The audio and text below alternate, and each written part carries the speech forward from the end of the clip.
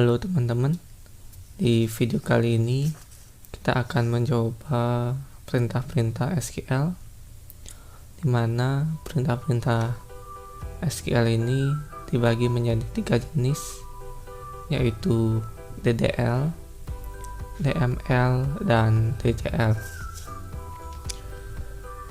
Kali ini kita akan mencoba perintah-perintah yang ada di DDL atau Data Definition Language.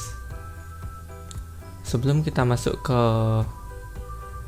prakteknya secara langsung, saya akan menjelaskan sedikit mengenai DDL dan perintah apa saja yang ada di dalamnya.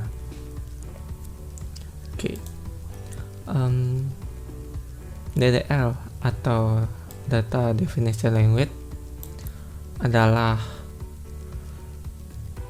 perintah SQL yang digunakan untuk mendefinisikan data dan objek database. Di antaranya ada create database, create table, alter tabel, dan drop tabel. Perintah create ini berguna untuk membuat database. Contohnya create database, lalu tuliskan nama database yang ingin kita buat. Selanjutnya ada perintah use. Use ini berguna untuk mengaktifkan database. Selanjutnya, di dalam DDL ini, saat kita membuat tabel menggunakan create tabel, ada yang namanya tipe data. Di dalam SQL ini sangat banyak ada tipe data, di antaranya tipe data untuk numerik seperti integer, float, dan masih banyak lagi. Terus ada tipe data untuk tanggal dan waktu, tipe data untuk string seperti varchar dan char. Terus di SQL ini juga terdapat constraint. Constraint itu merupakan batasan atau aturan yang ada pada tabel, seperti not null, unique, primary key, foreign key, check, dan default. Yang paling sering dipakai itu not null, yaitu aturan atau batasan yang berguna untuk agar nilai yang ada di field atau record tersebut harus diisi atau wajib diisi, atau kata lainnya tidak boleh kosong. Selanjutnya ada perintah alter.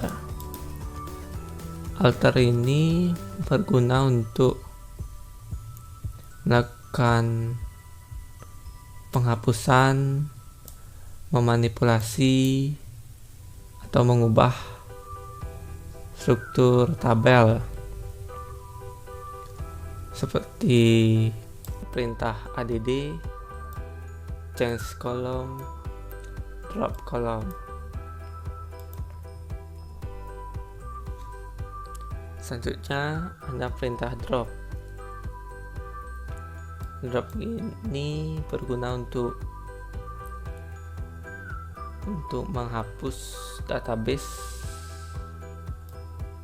maupun menghapus tabel. Baik, itu dia sedikit penjelasan mengenai perintah-perintah yang ada di DDL. Supaya kalian tidak bingung, sekarang kita akan masuk ke bagian praktek, atau kita akan langsung coba di SQL.io dengan mengikuti kegiatan praktikum yang ada di modul basis data lanjut.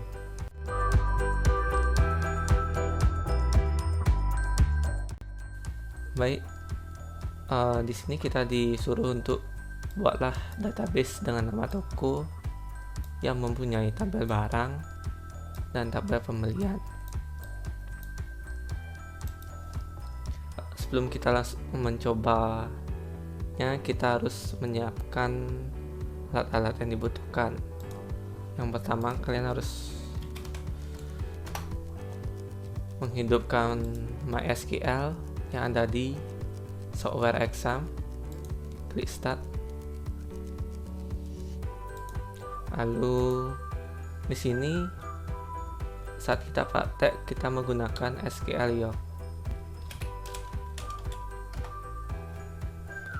Nah, pada saat kita masuk di halaman utama, kita akan disuruh membuat koneksi. Di sini saya membuat nama koneksinya koneksi database. Lalu klik test connection untuk mengetes apakah koneksinya berhasil atau tidak. Lalu klik connect. Lalu klik yes. Nah, ini dia tampilan awal saat kalian masuk ke SQL York. Di sini ada semua database yang pernah kalian buat. Di sini tempat kita membuat query. Dan sini bagian outputnya. Baik.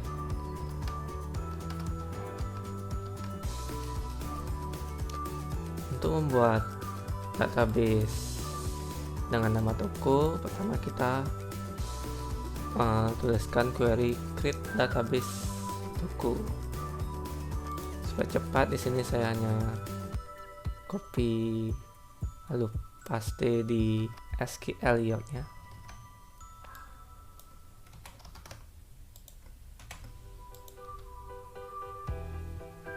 Nah, di sini untuk menjalankan perintah query, kita dapat klik Ctrl F9 untuk mengeksekusi semua query yang ada di baris ini, untuk mengeksekusi semua query yang kita telah buat. Atau kita juga bisa mengeksekusi query yang kita hanya select seperti ini dengan menggunakan eksekusi query atau klik F9.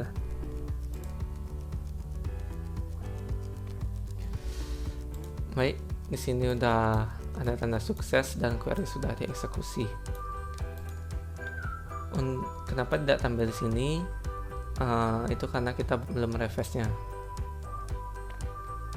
Caranya klik kanan lalu refresh object, atau kita dapat klik ini. Nah, ini sudah keluar hasilnya. Kita sudah berhasil membuat database toko. Selanjutnya kita ingin mengaktifkan database toko dengan menjalankan query ini, use toko.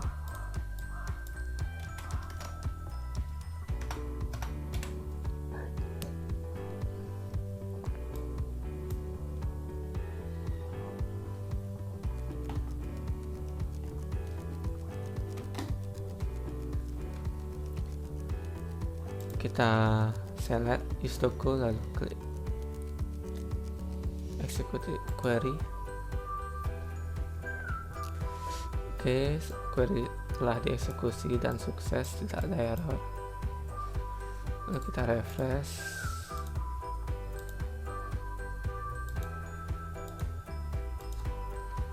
Selanjutnya kita membuat tabel barang.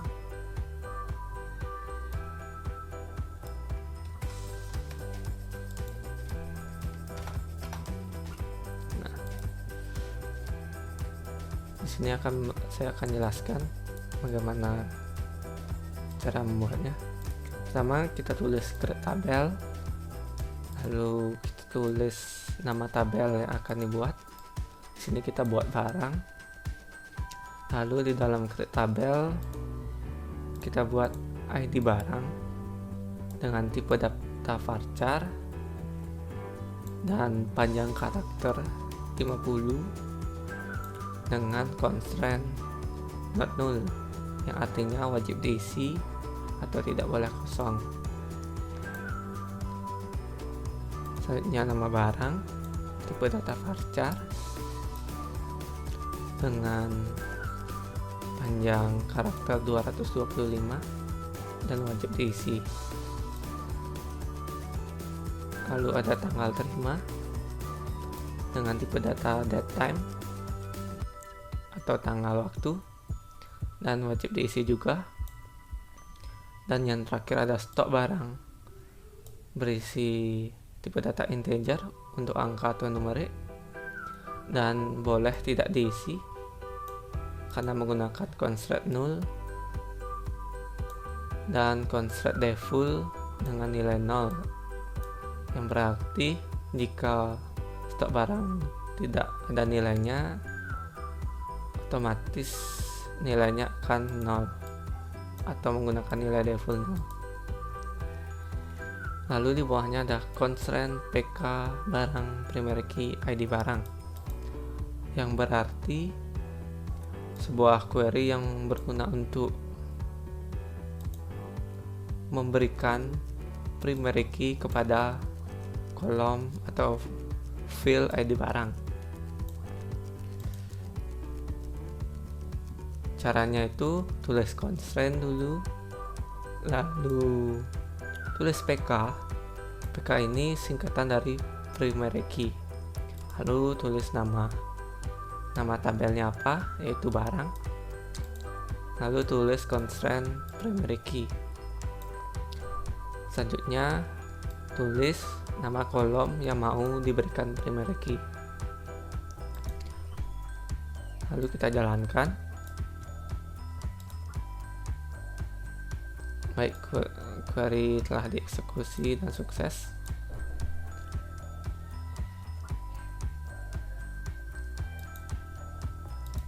Lalu kita akan refresh.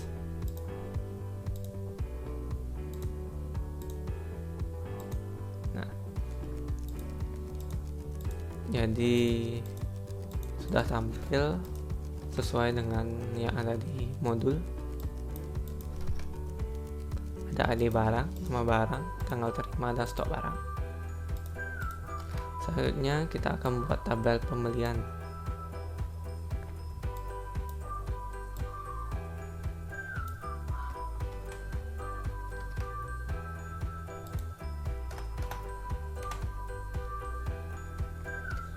Karena perintah ini sama dengan create tabel barang juga, jadi saya tidak akan jelaskan lagi. Kita jalankan, lalu kita refresh.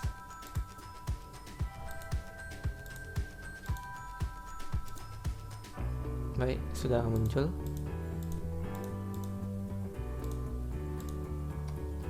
Dan sesuai dengan yang ada di modul. Ada ID pembeli, ID barang, tanggal beli, nama pembeli, jumlah pembelian.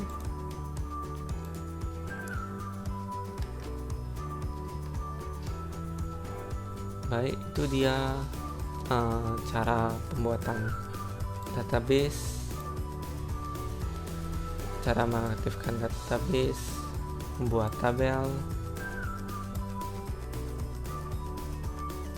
memberikan primary key kepada satu kolom atau field. Selanjutnya kita akan mempelajari bagaimana caranya untuk memberikan foreign key menggunakan perintah alter,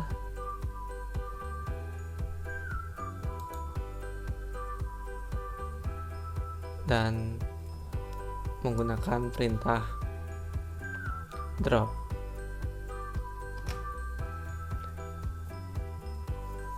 Terima kasih yang sudah menonton. Selanjutnya materi tersebut akan dilanjutkan oleh teman saya. Baik, saya akhiri. Terima kasih, sampai jumpa. Halo, pada kali ini saya akan melanjutkan video tentang penjelasan dari teman saya. Dari video sebelumnya, teman saya telah membuat database toko dan telah membuat tabel barang dan telah membuat tabel pembelian. Pada kali ini, saya akan membuat atau menambahkan foreign key pada di barang menggunakan perintah alter tabel. Oke, langsung saja.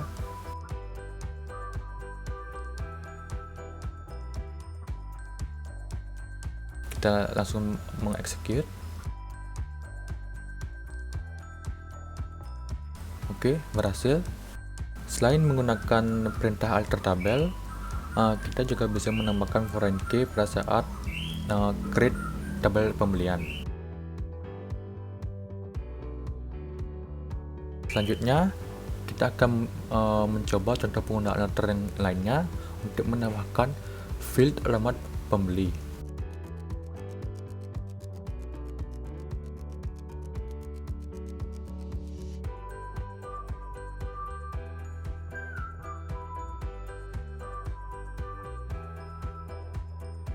Oke, berhasil. Untuk mengeceknya, kita akan langsung menggunakan query select from pembelian.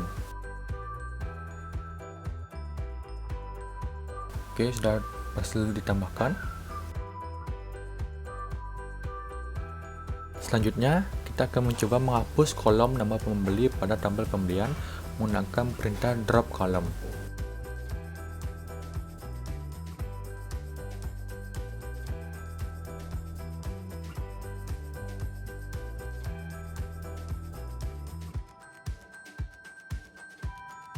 Berhasil, kita akan langsung ngeceknya. Dan nama pembeli di sini sudah hilang.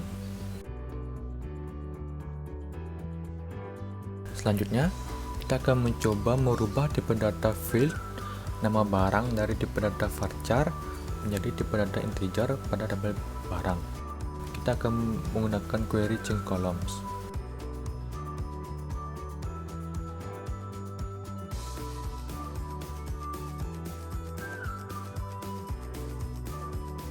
Kita langsung mengeksekut.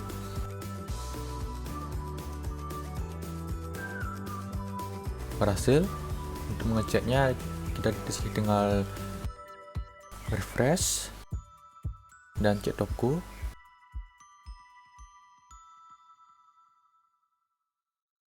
Berhasil, nama barang berhasil dirubah menjadi integer. Dan untuk perintah terakhir pada video kali ini, saya akan menghapus tabel barang. Sebelum kita drop tabel barang, sebaiknya kita melakukan drop tabel pembelian terlebih dahulu agar kita bisa melakukan drop tabel barang.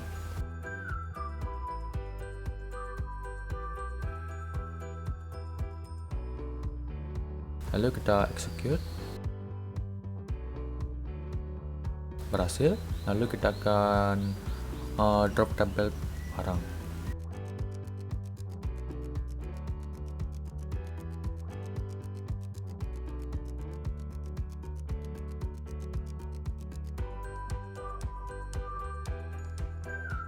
Oke, berhasil. Sekarang kita akan mengeceknya.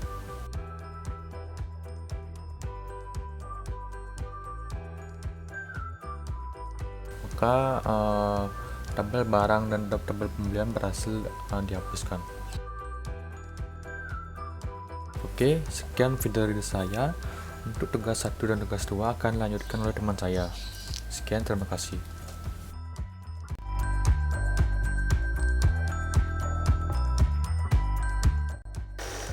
Jadi teman-teman, tugas saya adalah untuk membuat tugas 1 yaitu buatlah database baru dengan perintah SQL dengan nama mahasiswa yang memiliki 2 tabel, yaitu tabel jurusan dan tabel biodata.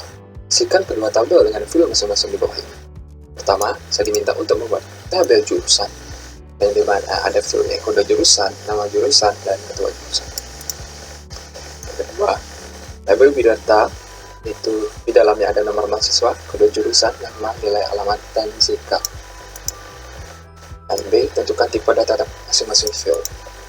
Baik, akan saya langsung praktekkan. Pertama, kita harus membuat database terlebih dahulu, yaitu create database mahasiswa. Jangan lupa di kanan. Setelah itu saya akan show database.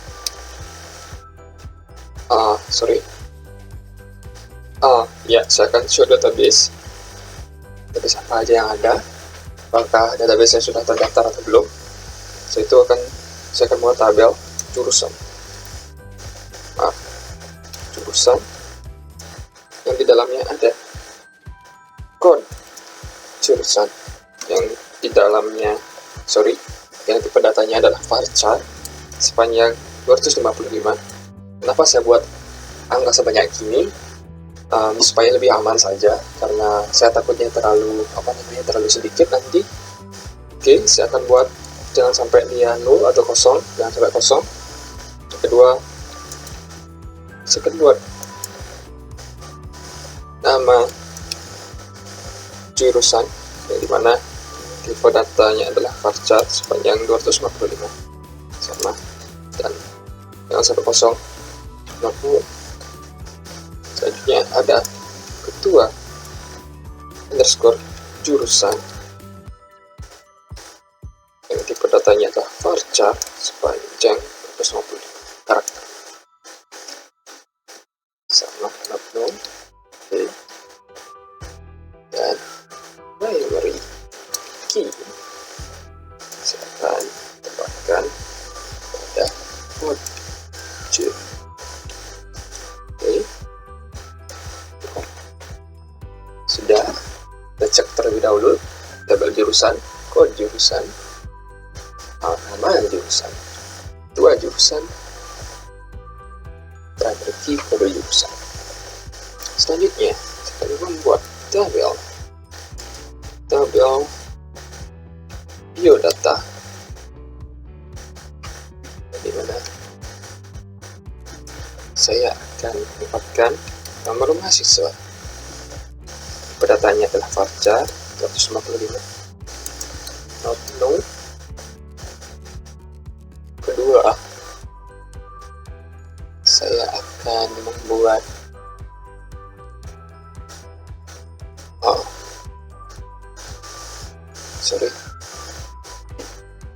pada jurusan sebagai foreign key.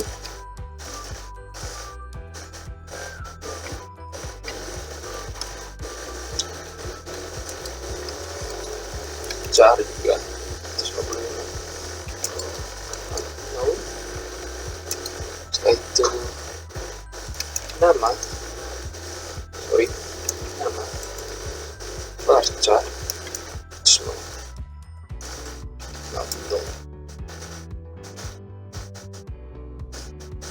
karena semua data ini penting, maka saya tambahkan no supaya jangan sampai kosong. Setelah itu kita akan nilai mana varchar juga.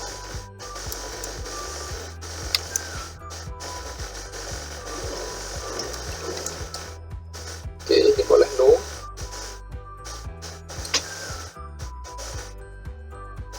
Setelah itu ada alamat varchar 255 karakter. Ini juga boleh no. Oke.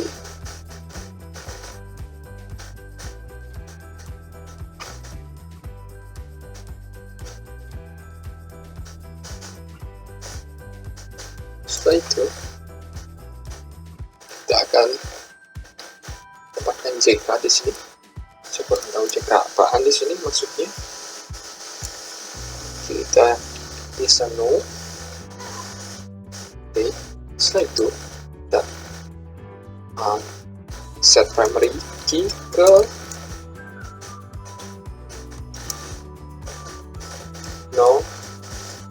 NS nomor mahasiswa. Oke.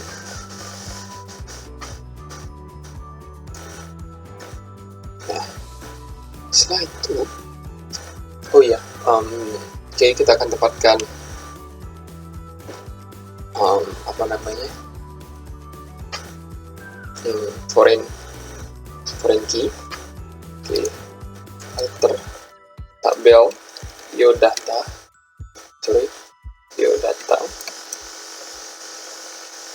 and foreign key.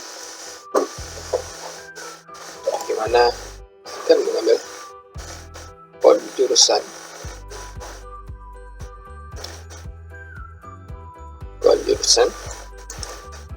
reference jurusan, kode jur.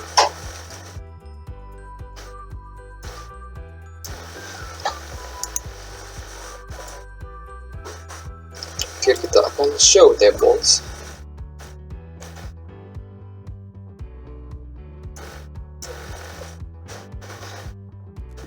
Oh ya, saya lupa.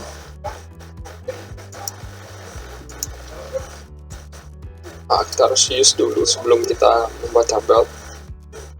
Use database. Mahasiswa.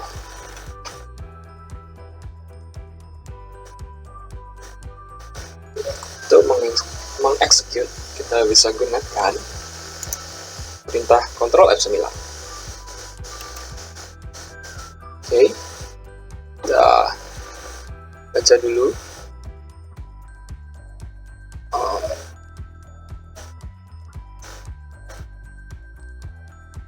Error di sini.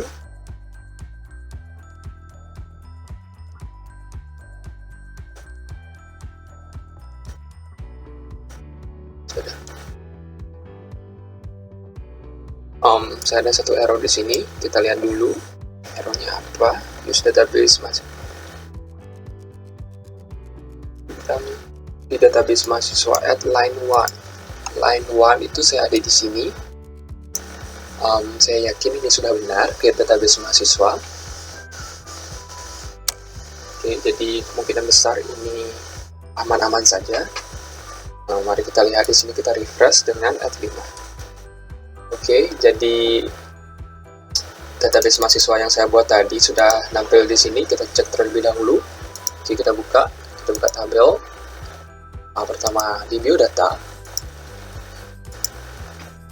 Oke, kita lihat filenya dulu. Ada nomor mahasiswa, kode jurusan, nama, nilai, alamat, jika sudah benar. Kedua, kita ada jurusan yang dimana filenya itu adalah kode jurusan, nama jurusan, ketua jurusan.